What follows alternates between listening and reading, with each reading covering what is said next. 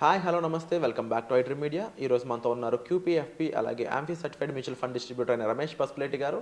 ఈరోజు ఒక case study గురించి తెలుసుకుందాం ఫైనాన్షియల్గా. Hi sir. హాయ్ అండి.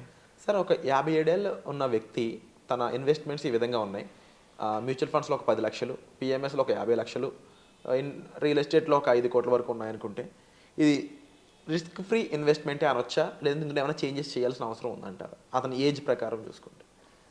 డెఫినెట్గా అండి. ఇప్పుడు 57 ఇయర్స్ అన్నారు అంటే మేబీ ఒక 2-3 ఇయర్స్లో రిటైర్ అయిపోతారు. సో బై 60 ఆయన రిటైర్ అవుతారు. సో రిటైర్ అయినప్పుడు ఇక్కడ ఎక్కువ భాగం చూస్తే మనకి రియల్ ఎస్టేట్లో ఉంది. అంటే దాదాపు 5 crores రియల్ ఎస్టేట్లో ఉంది.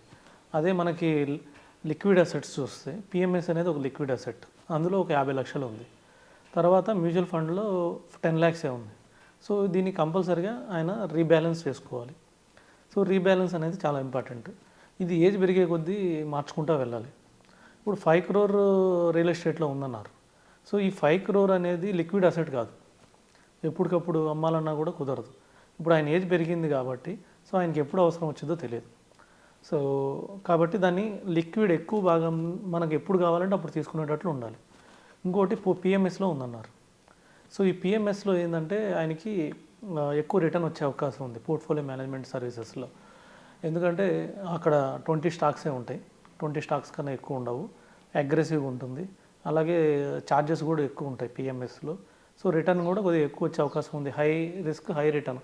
అలాగే మార్కెట్ పడిపోతే హై లాస్ కూడా వచ్చే అవకాశం ఉంది పిఎంఎస్లో, పోర్ట్ఫోలియో మేనేజ్మెంట్ సర్వీసెస్లో. సో పోర్ట్ఫోలియో మేనేజ్మెంట్ సర్వీసెస్ కూడా మినిమం 50 lakhs ఆ ప్రోడక్ట్ కూడా. సో అందులో ఇతను ఇన్వెస్ట్ చేస్తున్నాడు ఆల్రెడీ. సో కాకపోతే ఇక్కడ ఏంటంటే ఆయన పోర్ట్ఫోలియో ఎక్కడ బ్యాలెన్స్ అవ్వట్లేదంటే మ్యూచువల్ ఫండ్ పోర్ట్ఫోలియో బ్యాలెన్స్ అవ్వట్లేదు, ఓన్లీ 10 lakhs ఉంది. సో ఇక్కడ ఇప్పటికిప్పుడు తీసుకోవాలంటే ఆయన పిఎంఎస్లో నుంచి కూడా తీయలేడు. పిఎంఎస్కి కూడా ఏంటంటే ఒక లాకింగ్ పీరియడ్ ఉంటుంది. సో ఎమర్జెన్సీ అంటే ఆయనకి ఛార్జెస్ పే చేయాల్సి వస్తుంది వాళ్ళు. సో ఆ పిఎంఎస్ ఫండ్కి ఛార్జెస్ పే చేయాల్సి వస్తుంది. సో ఎక్కువ రిస్క్ లేకుండా తొందరగా విత్డ్రా చేసే ఫండ్స్ ఏమున్నాయంటే మ్యూచువల్ ఫండ్సే. 1 year లోపల తీస్తేనే 1% exit load plus short term capital gain tax ఉంటుంది. సో 1 year తర్వాత చూస్తే దేర్ ఆర్ నో ఛార్జెస్. ఇంకా అంతేకాకుండా కొన్ని మల్టీ అసెట్ ఫండ్స్ ఉన్నాయి. అంటే ఈ మల్టీ అసెట్ ఫండ్స్ ఏం చేస్తాయంటే కొంచెం ఒక 30% వచ్చేసి ఈక్విటీలో ఇన్వెస్ట్ చేస్తాయి, ఒక 30% వచ్చేసి గోల్డ్లో ఇన్వెస్ట్ చేస్తాయి, ఒక 40% వచ్చేసి మళ్ళీ రియల్ ఎస్టేట్ డెట్ ఇలాంటి ఫండ్స్లో కూడా ఇన్వెస్ట్ చేస్తాయి. సో అది ఫండ్ మేనేజర్ చూస్ చేస్తాడు. సపోజ్ మార్కెట్ హైలో ఉందనుకున్నాడు అనుకోండి, 30% కూడా ఈక్విటీలో తీసేసి గోల్డ్లోనో రియల్ ఎస్టేట్లోనో, ఎక్కడ తక్కువ ఉందంటే డెట్లోనో, డెట్ అంటే సేఫ్లోనే ఇన్వెస్ట్ చేస్తాడు. సపోజ్ రేపు మార్కెట్ బాగా పడింది అనుకోండి, సో అతను అనుకున్న వాల్యుయేషన్ తగ్గితే ఇమీడియట్గా ఆ ఫండ్ నుంచి మనకి ఈక్విటీ ఫండ్కి స్విచ్ చేస్తాడు. సో ఈ విధంగా లో రిస్క్లో ఇన్వెస్ట్ చేస్తాడు. సో ఆ ఫండ్కి అలాంటి ఫండ్స్కి లేదంటే కొన్ని బ్యాలెన్స్డ్ ఫండ్స్ ఉన్నాయి, వీటన్నిటికి కూడా 3 months exit load 90 days. 90 days తర్వాత ఏమవుతుందంటే ఎగ్జిట్ లోడ్ అయిపోతుంది. సో ఆ విధంగా మనం ప్లాన్ చేసుకుంటే అతనికి లిక్విడ్ అసెట్ ఉంటుంది. ప్లస్ ఎప్పుడు కావాలంటే అప్పుడు, అతనికి ఇప్పుడు రిటైర్మెంట్ అయ్యారు కాబట్టి కంపల్సరీగా ఇన్కమ్ కావాలి, మంత్లీ ఇన్కమ్ కావాలి. సపోజ్ అతని ఎంత ఎక్స్పెక్ట్ చేస్తున్నారో చెప్పలేదు. సో అతనే 1 lakh, సపోజ్ ఈ రోజుల్లో రిటైర్ అవ్వాలంటే మినిమం 1 lakh rupees కావాలి. 1 lakh లేకుండా రిటైర్ అయితే అది మంచి రిటైర్మెంట్ కాదు. సో దానికోసం ఏం చేయాలంటే కొద్దిగా రియల్ ఎస్టేట్ నుంచి లిక్విడేట్ చేయాల్సిందే కంపల్సరీ. సో నార్మల్గా ఈ 3 డైవర్సిఫై ఉండాలి. అంటే రియల్ ఎస్టేట్లో సపోజ్ 50% ఉంటే ఈ పిఎంఎస్ మ్యూచువల్ ఫండ్లో కలిపి 50 lakhs ఉండాలి. ఇది కరెక్ట్ పద్ధతి. So liquid asset 50%. సో ఇది నార్మల్ రియల్ ఎస్టేట్ వచ్చేసి కొద్దిగా లాకింగ్ అసెట్. సో లాంగ్ టర్మ్లో అప్రిసియేషన్ వస్తుంది, లాకింగ్ అసెట్ కాబట్టి ఇందులో 50%. సో అతను కంపల్సరీగా ఒక 2 crores వరకు లిక్విడేట్ చేయాల్సి వస్తుంది. 5 crores ఒక 2 crores తీసేసి మ్యూచువల్ ఫండ్లో ఎక్కువ భాగం పెట్టుకోవడం చాలా ఇంపార్టెంట్. ఎందుకంటే మ్యూచువల్ ఫండ్లో రిస్క్ ఫ్రీ. ఇంకొకటి వచ్చేసి ఓన్లీ ఇలాంటి ఫండ్స్లోనే ఇన్వెస్ట్ చేయాలి, ఓన్లీ బ్యాలెన్స్డ్ ఫండ్స్. ఎందుకంటే ఆయన ఏజ్ ప్రకారం వీటికి లో రిస్క్. ఇంకొకటి వచ్చేసి నిఫ్టీ 50 ఫండ్స్. ఇంకొకటి వచ్చేసి గోల్డ్, కొంచెం భాగం గోల్డ్లో కూడా ఇన్వెస్ట్ చేయాల్సి వస్తుంది. లేదంటే మల్టీ అసెట్ ఫండ్స్ ఉన్నాయి, ఇందులో కొంత భాగం గోల్డ్కి వెళ్ళిపోతుంది. సో ఈ విధంగా 3 అసెట్స్లో ఇన్వెస్ట్ చేసుకుంటే ఆయనకి ఏమైనా అత్యవసరం వచ్చినా కూడా ఇమీడియట్గా విత్డ్రా చేయొచ్చు.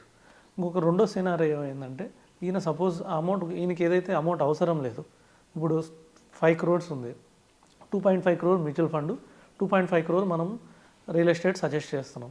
ఈ 2.5 crore సపోజ్ ఒక 50 lakhs ఆయనకి ఇప్పుడు అవసరం లేదనుకోండి, ఈ 2 crores ఎప్పుడైనా తీయచ్చు అనుకో. మనం 2 crores మీద ఆయన 1 lakh పెన్షన్ కూడా తీసుకుంటూ ఉంటాడు.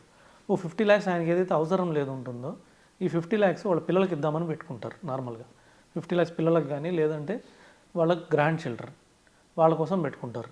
అలాంటప్పుడు ఏం చేయొచ్చు అంటే ఈ 50 lakhs వరకు కొంచెం అగ్రెసివ్ పోర్ట్ఫోలియో, అందులో ఫ్లెక్సీ క్యాప్, కొంచెం బాగా మిడ్ క్యాప్, కొంచెం బాగా స్మాల్ క్యాప్ ఇవి కూడా ఇవ్వాల్సి వస్తుంది. ఎందుకంటే కొద్దిగా ఎక్కువ రిటర్న్ జనరేట్ చేయడం కోసం, రిస్క్ ఫ్రీ కోసం. ఇవాళ రేపట్లో స్మాల్ క్యాప్లు కూడా పేరుకే స్మాల్ క్యాపే కానీ ఒక్కొక్క స్టాక్ వాల్యుయేషన్ చూస్తే అవి కూడా చాలా కోట్లలో ఉన్నాయి. సో సెబీ నామ్స్ ప్రకారమే ఇప్పుడు స్మాల్ క్యాప్ వాల్యుయేషన్ చాలా ఎక్కువ ఉంది. సో కాబట్టి ఇందులో కూడా కొంచెం బాగా ఇన్వెస్ట్ చేయాలి. సో మరి అంత రిస్క్ ఏం లేవు. ఇంతకుముందు ఉన్నంత స్మాల్ క్యాప్ రిస్క్ ఇప్పుడు అంత రిస్క్ లేవు. సో ఒక 50 lakhs వచ్చేసి flexi cap fund, Nifty 50 fund, కొంచెం మిడ్ క్యాప్, కొంచెం స్మాల్ క్యాప్, రిమైనింగ్ అన్ని బ్యాలెన్స్డ్ ఫండ్స్, మల్టీ అసెట్ ఫండ్స్లో ఇన్వెస్ట్ చేసుకుంటే ఆయనకి డెఫినెట్గా సేఫ్, ఇదంతా సేఫ్ పోర్ట్ఫోలియో అండి. ఇక్కడ ఎక్కడ రిస్క్ లేదు. 12% రిటర్న్ ఈజీగా జనరేట్ చేయొచ్చు ఈ పోర్ట్ఫోలియోతో. ప్లస్ ఈ 2.5 crore ఎప్పుడు కావాలంటే అప్పుడు తీసుకోవచ్చు ఆయన.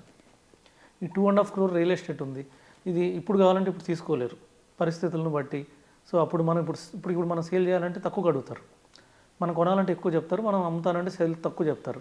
కాబట్టి మనం ఇప్పుడు ఏమైనా రియల్ ఎస్టేట్ అమ్మాలంటే దానికి టైం ఇవ్వాలి. ఇప్పుడు మనం ఒక ల్యాండ్ లేకపోతే ఒక ఫ్లాట్ అమ్మాలనుకున్నాం అనుకోండి, ఇక్కడ నుంచి 1 year టైం పెట్టుకోవాలి. ఎందుకంటే ఈ 1 yearలో మంచి డీల్ వచ్చినప్పుడే మనం అమ్మాలి. మనం 1 monthలో అమ్మేయాలంటే దానికి సగానికి అడుగుతారు. సో అలాంటి రిస్క్ని తప్పించుకోవడం కోసం మనం కొద్దిగా ఈ మ్యూచువల్ ఫండ్ అనుకోండి, ఈరోజు అమ్మితే డే ఆఫ్టర్ టుమారో మన అకౌంట్లోకి వచ్చేస్తుంది. రేపు మాపో ఇది D+1 అయిపోతుంది. అంటే ఈరోజు అమ్మితే రేపు మన అకౌంట్లోకి వచ్చేస్తుంది.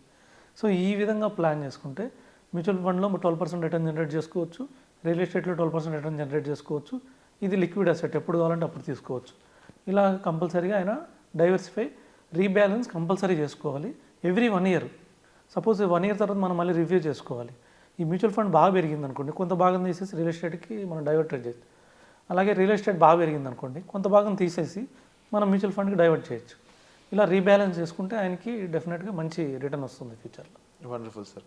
అండ్ తప్పకుండా ఇతను సేఫ్ అండ్ సెక్యూర్డ్గా అండ్ ముఖ్యంగా కొంచెం రిస్క్ ఫ్రీగా మనం ఇక్కడ ప్లానింగ్ అనేది మీరు చెప్పడం జరిగింది.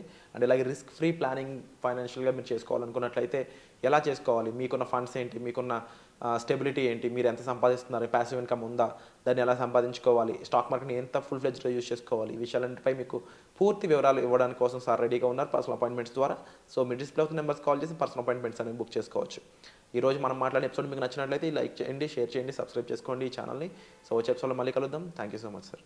వెల్కమ్ అండి.